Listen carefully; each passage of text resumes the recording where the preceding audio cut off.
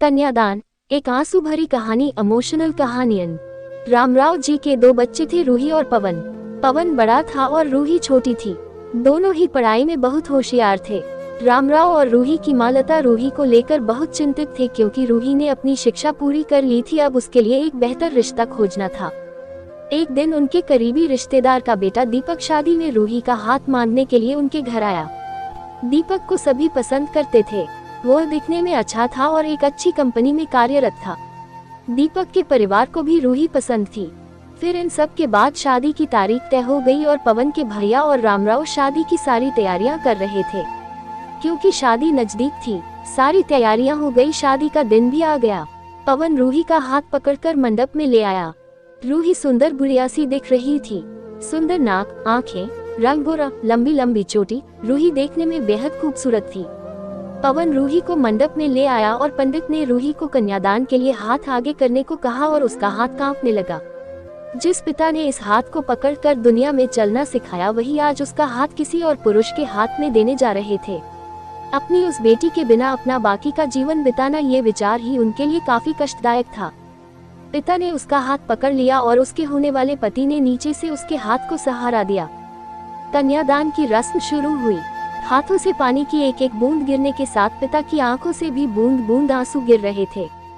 अपने कलेजे का टुकड़ा दान करते समय क्या अवस्था होती है, तब वह रामराव ने जाना। वह रस्म खत्म हुई। पंडित जी ने लता और रामराव के हाथ में देव से भरा पर्दा दिया। उनके सामने बेटी और उसका पूरा ससुराल परिवार बैठाया और पंडित जी ने कहा, आज से आपकी बेटी उनकी हो गई। उनसे कहो कि उसका अच्छे से ध्यान रखें। लता अपने मायके वालों के लिए एकदम पराये हो गई। उसकी आंखों में आंसू भर आए। रूही को 2 दिन की ट्रिप पर भी भेजना माँ के लिए कितना मुश्किल होता था, और अब उसको हमेशा के लिए दूसरे के घर भेज दिया जाए और उसके अपने ही घर का मेहमान बना दिया जाए, यह बात अब माँ को समझ आ रही थी। उस रस्म के बाद दूल्हा गेट पर आ गया। पंडित जी ने आवाज दी, लड़की के मामा लड़की को लेकर आओ। उस मामा का हाथ पकड़कर वह उस अंतर पाठ पर जा रही थी।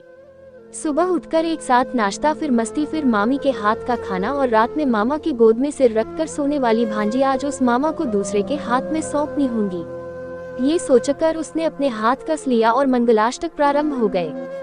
भाई दूज के दिन बिना कुछ मांगे मिलने वाला गिफ्ट, एक साथ फोड़े हुए पटाखे, टीवी कौन देखेगा इस पर झगड़ा और दादाजी गुजर जाने के बाद उन दोनों का गले लगकर रोना। दोनों भाई बहन आज एक दूसरे को देख रहे थे। उतनी ही देर में मंगलाष्टक समाप्त हो गए।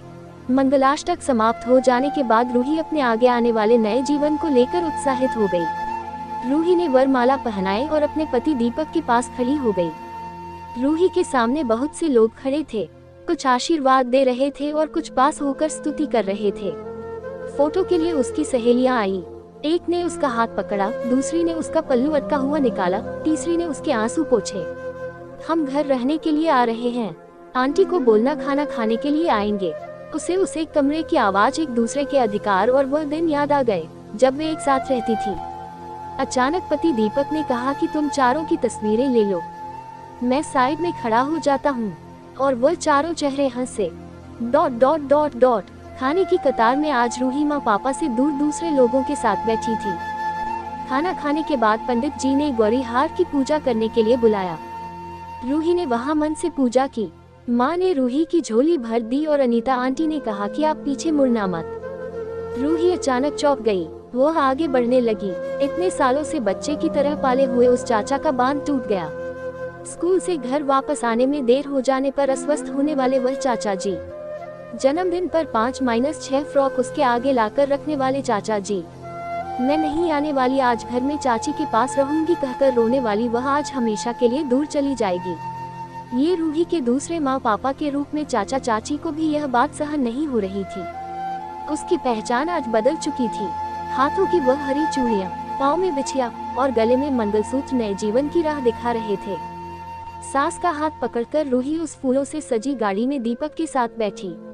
उस गाड़ी में खुशी थी और उस गाड़ी के बाहर खड़े सभी लोग आंखों में आंसू लिए उसे अलविदा कर रहे थे। रूही बोली, मम्मी पापा आती हूँ मैं। बहुत मुश्किल होता है अपना कलेजा, अपना दिल अपने ही हाथों से बाहर निकालकर पराये हाथों में सौंपना, और वह अपने कलेजे को, अपने दिल को खुद के दिल से लगा कर रखेगा। फिर अभी हर माता पिता इस मुश्किल काम का सपना देखते हैं लड़की के जन्म के बाद से ही।